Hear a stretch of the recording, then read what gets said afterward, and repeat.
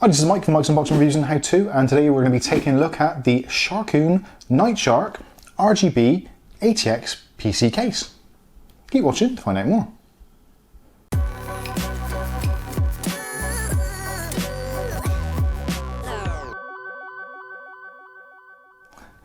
Okay, so today we're going to be taking a look at the Sharkoon Nightshark RGB case.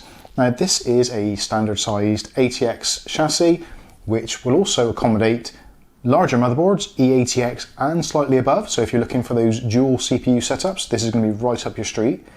Now to me this case actually is a modified or reworking of the IMHO 101 and the 103 chassis. So if you've seen those reviews before, you will definitely notice some similarities in the layout, also in some of the design language used throughout the build. So let's go through some of the specifications. So there are actually a few versions of this case available on the market depending on where you're at and what you're trying to achieve.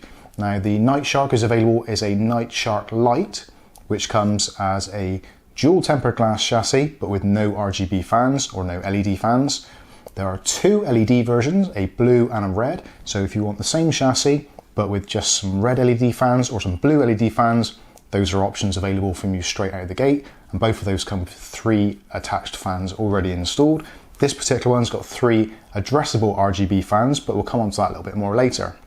So as you can probably see already, the side panel is a tempered glass panel. Also on the front, this front section here, which shows you the RGB fans or whatever fans you've installed, is also tempered glass as well. And this is one of the first cases I've seen in recent times that actually still will support the 5¼ inch bay, as you can see here, but also doesn't make a feature of it. So it does quite easily blend into the rest of the fascia on the front. So there's quite a gap on the bottom here. Also there's a gap on the top. So if you don't want to install a 5¼ inch drive, that's absolutely fine. But if you do, the option is there ready and waiting for you. Although these days 5¼ inch CD drives or Blu-ray drives are becoming less and less popular, it's also nice to have that option should you feel the need. If you're into any form of media production or creation, it's nice to have a Blu-ray drive or a DVD writer so that you can burn off a copy of your latest creation to distribute amongst your friends, family, colleagues, or whoever's actually commissioned the work. Anyway, we're getting off track now. Let's talk more about the specifications of this great looking case. So first of all, ventilation. So ventilation is taken care of on the front. Although you can see on the front there's this solid glass panel, that doesn't take away any of the ventilation whatsoever, because on the side here we've got a nylon mesh filter which will allow plenty of air through, and that is on both sides, and both of those filter meshes are completely removable and washable. Now moving around to the inside, now if I just remove the panel, which luckily has captive thumb screws, so it's relatively straightforward to do, even if you're trying to film a video. So the panel is held on with these plastic lugs, which although they are plastic, they do look to be quite tough. And the same with this side piece. This is just a plastic part which has been added on with the grab rail, but again, you've got captive screws. Now the glass itself is actually a very light smoke tint. It's not completely clear, but there is a definite tint there. So it's not going to give you a direct view inside your case. It's not going to obstruct it either. So looking inside the case, the thing you can see immediately along this top section is you've got a full length ATX or PSU compartment. Now this also comprises of the area where you can hide the 5¼ inch drive and also your mechanical drives should you wish to. For me this is a great addition because if you do choose to use a 5¼ inch drive, you don't see any of it in here at all, maybe the odd screw keeping it in place. I have seen other designs recently, one of which was the $30 budget case we've seen recently, where you did have option to install drives in the front, but the inside actually still showed pretty much most of it, and it looked pretty ugly. At least with this, if you do decide to put a 5¼ inch drive in there, or some kind of media output devices, maybe a VR system, so you've got a front mounted HDMI sockets or DisplayPort, whatever it may be, all of that's going to be hidden behind this compartment. So moving down from there, on the back area, you've got plenty of access there for a CPU cooler. Like I said before, you've got access in here, or space in here, for ITX, micro ATX, ATX, extended ATX, and other large format motherboards. So a dual CPU situation in here isn't going to be out of the question. Although coming on to some of the other parts of this case, this may change your ability to install such boards. There is actually another section here, which is next to the grommets, which actually is another nice thing to see. Again, because this is based similarly to the IMHO 101 and 103, which you can see behind me, that case didn't actually have any grommets on the cutouts. This has actually got 3 grommets in this place, which is really nice to see and will definitely help with cable management. But this is the intriguing section here. This section is a area where you can mount either a combo water pump and reservoir, or you can mount on there 2 SSDs or 2.5-inch drives, or a 3.25-inch drive, or a traditional mechanical rusty spinning metal disc. Moving further down, you've got the GPU bracket, which again is really nice to see. And this GPU bracket is actually again a slight refinement on the in-win version, which was kind of fixed in position. This one has actually got an adjustable arm, so you can move it to whichever situation suits your graphics card best. And this will actually fit a graphics card up to 42 centimeters in length. Although if you are planning to put fans in this section or a radiator in this section, then that will bring it down to around about 30 centimeters. So do bear that in mind, depending on your setup. But essentially this case is designed for water cooling. You've got options, again, if we go further down to the very bottom section has got space for 360mm radiator or 3 120mm fans, or combinations of other fans if you wish to. The actual cutouts to mount the fans are set to the 120mm, but I don't see any reason why you couldn't squeeze a 140 in there in some way, shape or form. So 360mm radiator or 3 fans on the bottom.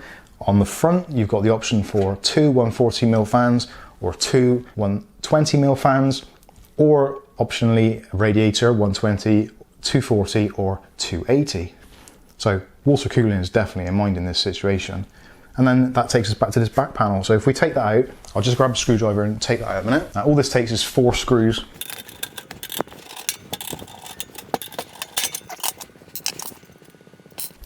So with this section removed, you can easily add in your 2 smaller drives, 2.5-inch drives, so one there, or a 3.25 drive, 3.5-inch drive, which can go in that orientation, so vertically, the other 2 would be horizontally.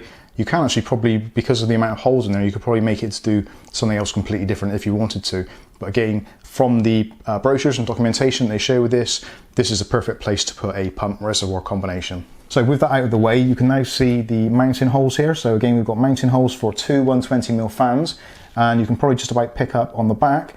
If you move the wiring out of the way, there is actually ventilation on the back. Again, the cutouts are very, very similar, if not identical, to the ones on the 101C and the 103, which is a very common design for in-win cases, that kind of triangular punch out. So again, if you want to put a radiator there, maybe for your CPU, and then another radiator on the bottom for your GPU, there's no reason why you can't do that. There's a lot of space in here. The actual measurements of this case, you're looking at 19 inches long, just under 19 inches high, and about 8.5 inches wide.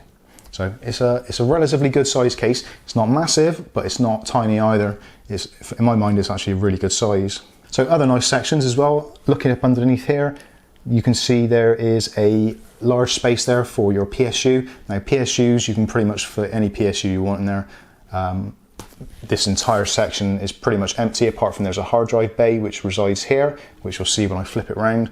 But PSU wise, you can put pretty much anything you want in there.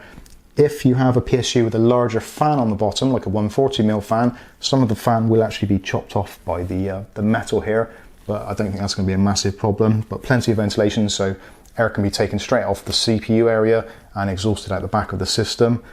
Likewise on the front, there's ventilation for the hard drive, so should you want to put some hard drives in this section up here, there is ventilation on the base of this attic. Which actually brings me on to one of the things I don't like about this case. Everything else I think is fantastic. The one thing I don't like is the cutouts for the fans. It's got this kind of striped effect, which from my personal opinion leaves too much metal in the way. Very much like the Cooler Master, the Q300L and the Q500L, where they've got those tiny little cutouts and you've essentially got more metal than you have space. This initially does look to be the same kind of deal, where there's quite a lot of obstruction, but hopefully because of the way the slats are designed, airflow is going to be fine. Now speaking of which, we will be doing a build in this. Essentially I'll be doing a case swap, so everything which is in my streaming PC, which is behind me, is going to be coming in here with the addition of the Zotac RTX 2070 because that is the biggest card that I've got and will really test the kind of limits of what this case can hold. And actually, while we're still on this side of the case, we'll just point out the fans. So you've got one fan here on the rear, 120mm, which is an addressable RGB fan. Also comes with a 3-pin PWM style connection, and also weirdly comes with a Molex as well. The same can be said for the front two fans. Again, both of them are the addressable RGB type, and they actually do come with the regular 3-pin digital RGB connection, which also has the gigabyte version on the end as well, the 3-point version, which is the VDG. So if you've got a motherboard which will support addressable RGB, or you've got a specific controller in mind, then you can hook all these fans up and synchronize them accordingly. But that won't be entirely necessary, as we'll see when we spin it round. So looking around on the back of the case, or the rear of the case, however you choose to look at it. So like I said, we've got these punch outs here for the ventilation. So on the flip side of this, you've got the space for the two 120mm fans. If you want to install that, you don't have to. Like I said previously, you can leave the blanking plate in place and completely ignore that section of the build. So if I just take the side panel off, you can see that in a bit closer detail. Now again, the side panel, nice thick strong metal, and also with the captive screws, which I think a lot of us do appreciate. So here we go. In the back, this is a little bit of a mess unfortunately, but obviously after we've done a build, that will be absolutely fine. So I think we'll probably start from the front and work our way backward. So at the front again, on this side, you can see you've got the ventilation on the side. So the front of the case, including the glass, sticks out from the main chassis about 1 inch or so. So airflow wise is going to be no problem at all. That is always a concern of mine. And actually with the in-wing cases, having the completely flat front panel, which has now been kind of reworked to have this ventilation in the glass, I think this is actually the way to go. There was a lot of people who were concerned about airflow in the 101 because of that flat front. Despite the fact having a massive amount of fans on the base of the unit, people like to see the fans on the front and like to see that direct airflow path. So this covers that base absolutely fantastically. Okay, so moving further in, at the top here, we've got our I/O panel, and all the wiring comes directly out of there, so all the wires can be grouped together quite nicely. On the top, you've got a power button, then you've got the RGB controller button. That's a bit of a giveaway spoiler. You've also got two USB 3.0, two USB 2.0, a headphone jack and a microphone jack. Now you can probably see that these wires, one of them actually goes into the controller. Now that is because that wire is essentially what is going to control your RGB. So if I just fold these out of the way a moment, and as you can see, this top section, the attic or whatever you want to call it, I like calling it an attic, but I guess it's not, it's just the cable management area. But there's loads of room in there for managing all your cables. So say hard drive will go into this section, which is where your accessory box is with the screws, which we'll check out in a minute. This actual cage is on a thumb screw, so if you don't want to install any mechanical drives, you can just remove this. Also, you can put two mechanical drives on that section, so one mounted inside the cage and one mounted on top of the cage, and they're both covered with rubber grommets to reduce any vibrations, which again is another thing that the in-wing case lacked. They had just solid studs going into the mechanical drives, so if you do use a mechanical drive in the in-wing cases, there is a tendency to get some resonation with certain drives, and depending on how they're installed. But hopefully that isn't going to be a problem with this particular design. Also, again, if you wanted two mechanical drives plus the CD-ROM or DVD or Blu-ray, you won't be able to do that in this particular chassis, because you can get one 3.5 inch drive in there, and then your 5.25 drive would come in to about here. So again, that is going to encroach on some of your space. So even though there is a lot of space there, if you are going to put a card reader or a mechanical drive or a optical drive in there, then do bear that in mind. So like I said, moving down, we've got the two sections here for the 120mm fans. There's thumb screw adjusters here for the graphics card bracket, so that slides up and down. So depending where your PCI Express slots are on your board, you can adjust that accordingly. Or if you don't like it, you can just remove it altogether. It's not a fixed thing at all. You've got about 1 inch, just under, yeah, about 1 inch of grap on the bottom. So for cable management, wiring should be absolutely piece of cake, and there's plenty of room to stash your cables. Even though the RGB controller does stick out a little bit, there are plenty of tie down points. So we've got 1, 2, 3, 4, 5, 6, 7, 8, 9, 10, 11, 12, 13 tie down points that I can see. There possibly is more.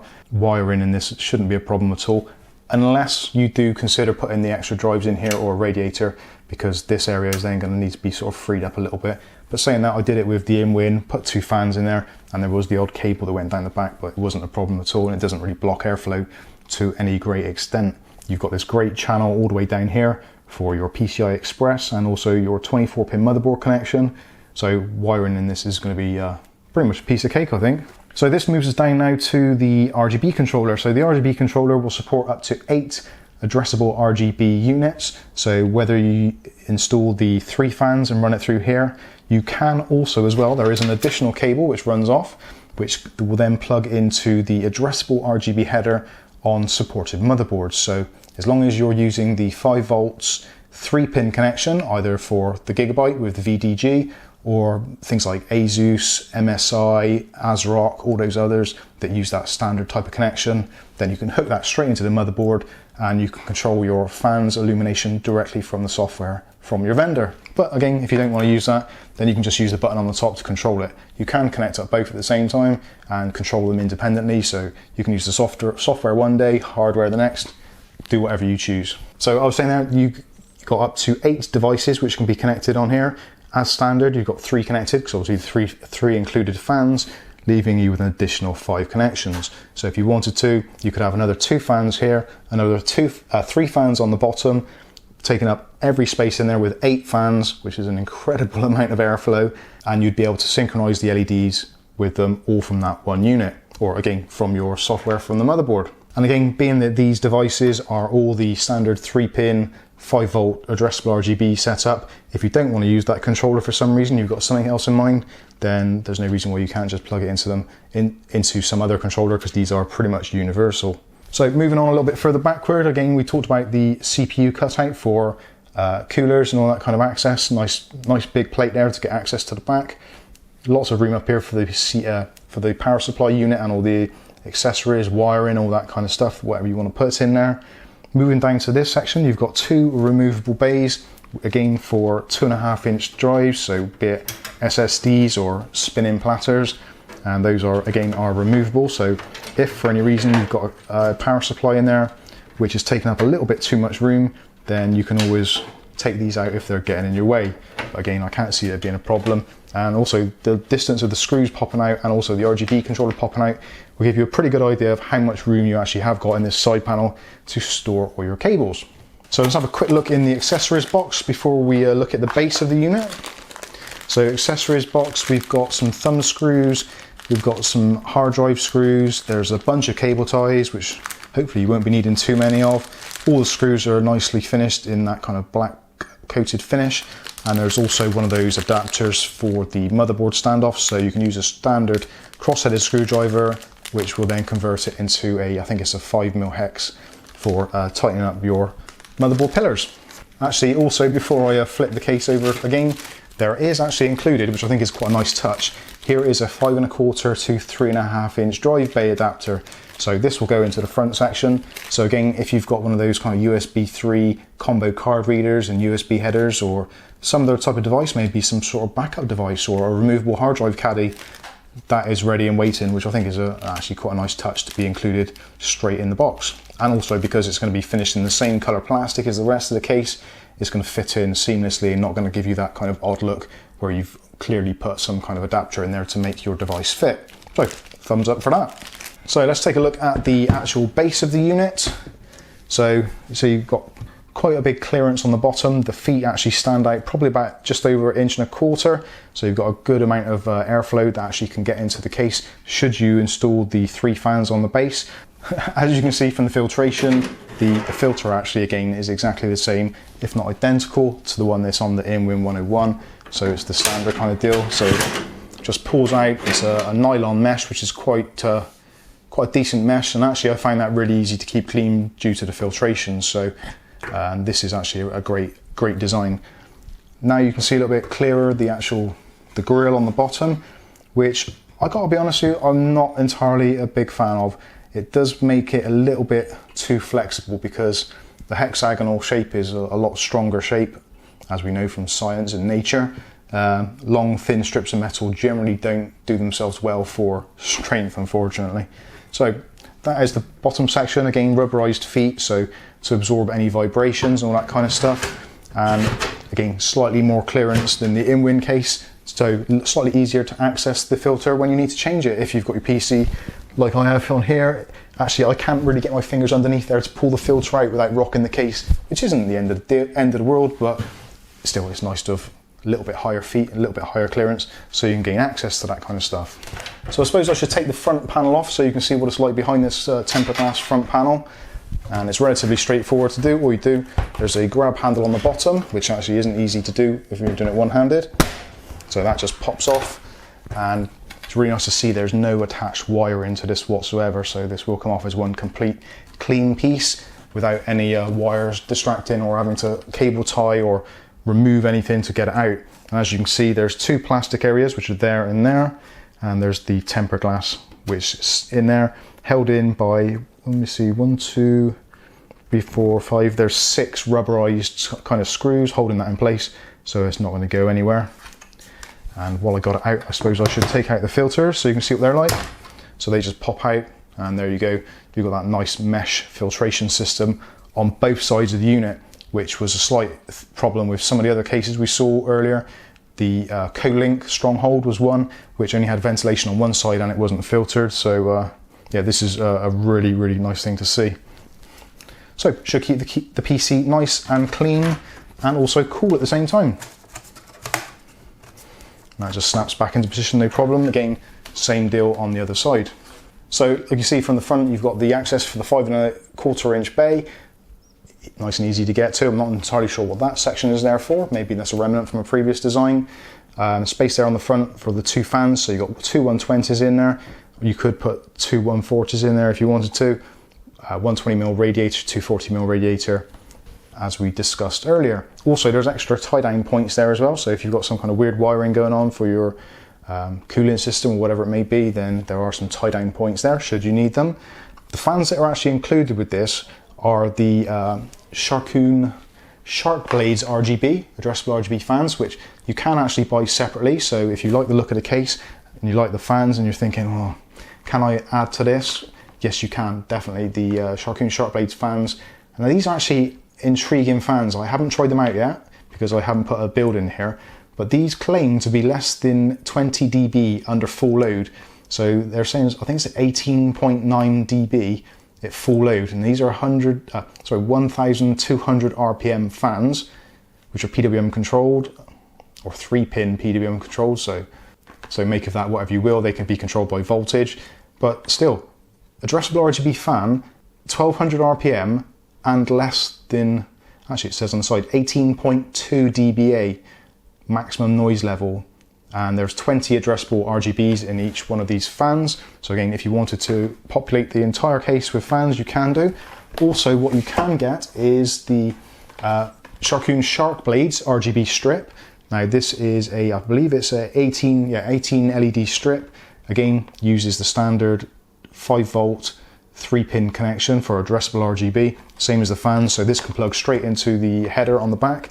So control all the fans and a couple of LED strips, depending on what you want to do. Maximum of 8 units available to be connected. But again, you could actually knock yourself out with color, which we probably will do when we do the build. But I just thought I'd bring that to your attention. So if you do like the look of this case and you want to get it and you want to go RGB crazy, the extra components to build up the system are easily available. And as per usual, Mike's Unboxing, there will be affiliate links in the section below, so you can check them out for yourself. Obviously, you don't have to use affiliate links. You can just type in Sharkoon on Google and you can find all those places. But for ease of use, and if you want to help the channel, there are affiliate links available. So that pretty much wraps it up for this kind of showcase of the Sharkoon Nightshark RGB. I gotta be honest with you, I'm pretty excited to build on it. I loved using the in-wing case. There were a few things that kind of irked me a little bit about it, but this is a very similar design. The front panel looks to be fantastic. The RGB fans, which you've probably seen in some of the B-roll I've added in, do look great. I've seen them in action, so they do look really nice, and it's going to give this a really nice look. And with the extra ability of having the 5¼ inch bay if I want to on the front, I am seriously considering getting a DVD writer just so I can use that bay. That's how excited I am to building this case. So anyway, I've been Mike. This is Mike's Unboxing Reviews and How To. This has been what I would consider to be almost the perfect case. So join us in the next video to see how the build goes, but in the meantime, I've been Mike, this is Mike's Unboxing Reviews and How To, and we will see you in the next video. Thanks for watching.